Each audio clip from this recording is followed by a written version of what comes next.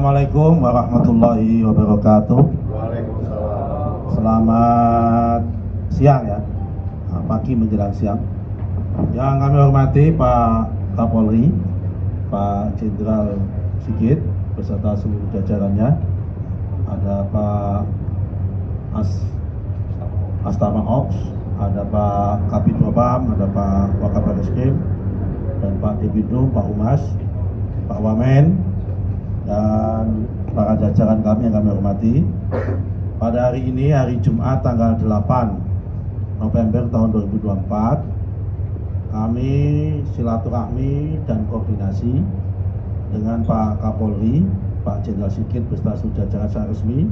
Kami dari Kementerian ATR BPN untuk koordinasi tentang strategi berbagai isu-isu tentang kejahatan di bidang pertanahan.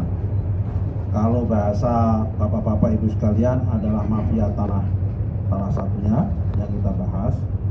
Dan dalam rangka untuk itu kami juga ingin mengundang beliau untuk ngasih pengarahan dan paparan di depan acara kami yang akan kami laksanakan tanggal 14 dan 15 November tahun 2024, yaitu kami mengadakan rakor pemberantasan mafia tanah yang pesertanya itu terdiri dari pejabat BPN, kemudian pejabat polisi, pejabat kejaksaan, dan juga melibatkan unsur dari TNI.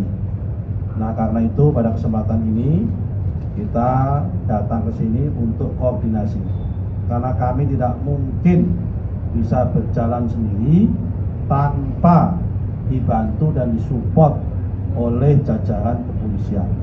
Karena jajaran kepolisian ini pasukannya lengkap, punya dimensi hukum, punya dimensi pengamanan.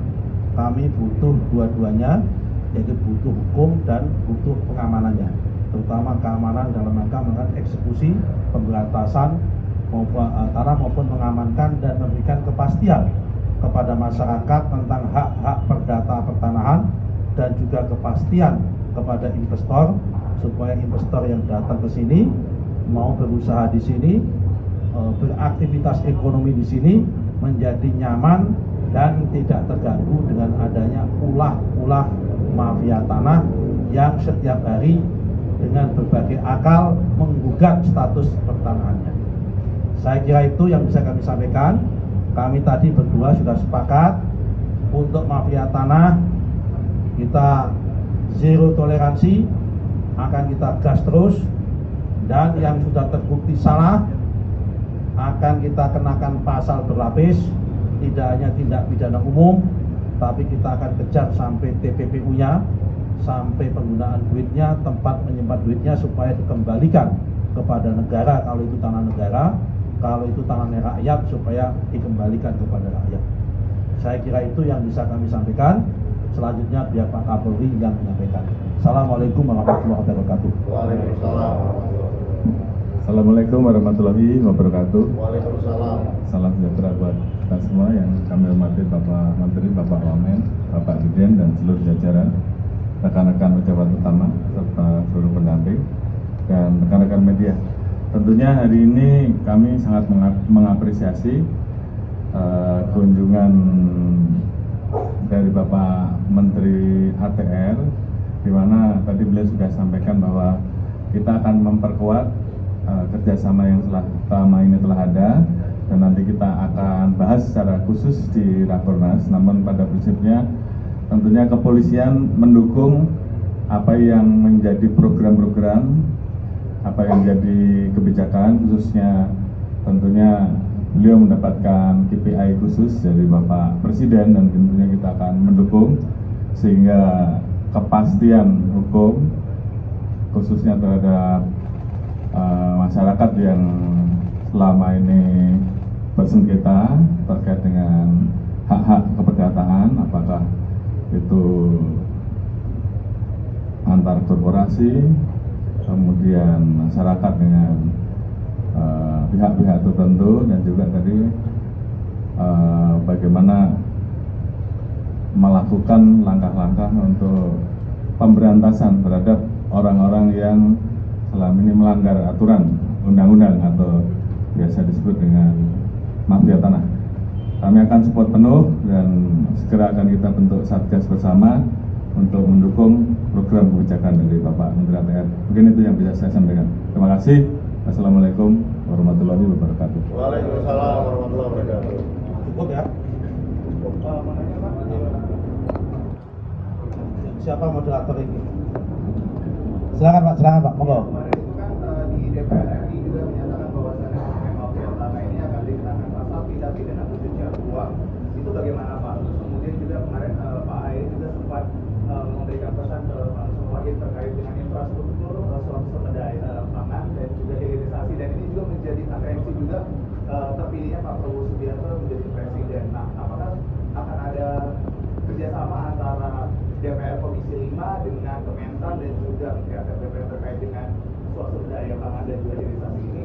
Dan kemudian Pak, izin bertanya untuk Pak Presiden, Pak, ini kemarin kan juga Pak Presiden Prabowo Subianto juga menyatakan bahwasannya meminta untuk mewanti-wanti adanya disadap seperti itu, dan Pak Prabowo juga mengimbau untuk menteri-menterinya berhati-hati. Apakah nantinya dari pihak Polri sendiri ini akan ada upaya untuk bagaimana nantinya supaya tidak terjadi terhadap Prabowo Subianto dan juga menteri-menterinya seperti itu Pak?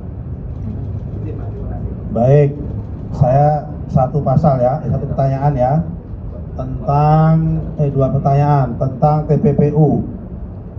Itulah kenapa kami datang ke sini, karena yang boleh menyidik dengan TPPU atau tidak TPPU itu adalah subjektivitas penyidik. Itulah kenapa kami datang ke Pak Kapolri dan jajarannya untuk berdiskusi, karena beliau yang punya otoritas penyidikan maupun penyelidikan. Kami memang punya PPNS, tapi tidak punya otoritas untuk menyidik.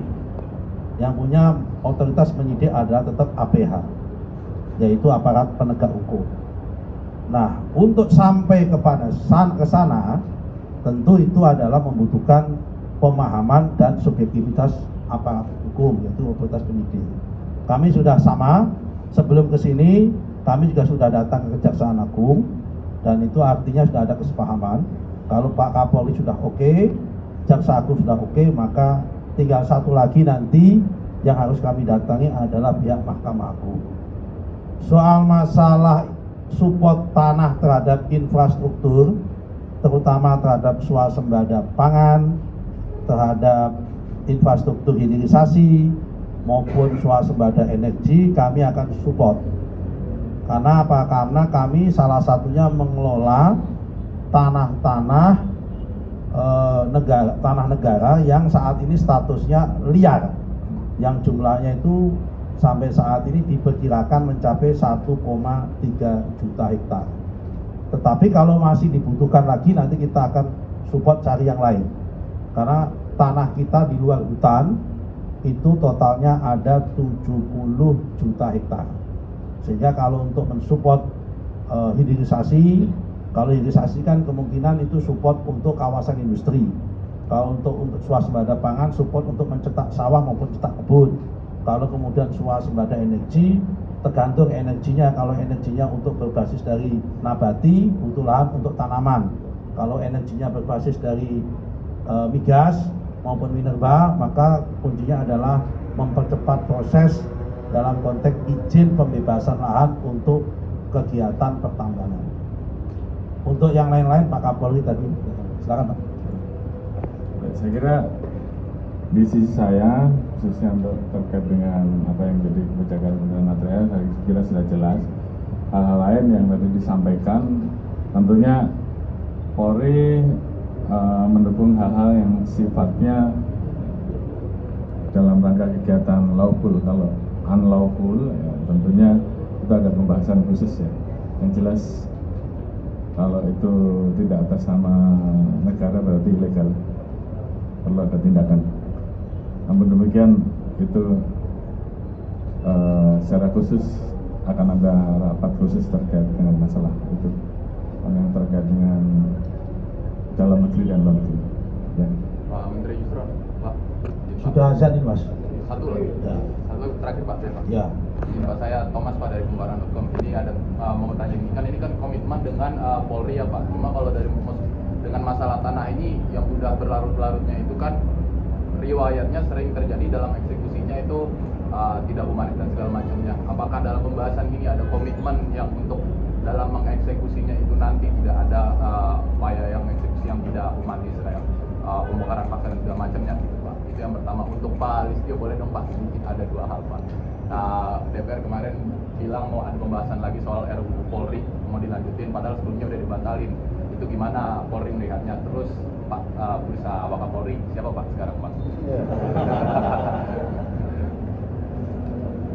Singkat karena sudah azan, ada 3 jenis konflik pertanahan. Pertama, konflik skala rendah, biasanya itu individu dengan nilai ekonomi rendah. Kemudian yang kedua, konflik dengan skala tinggi, biasanya itu antara rakyat dengan korporasi atau individu dengan individu tapi mempunyai tingkat ekonomi tinggi.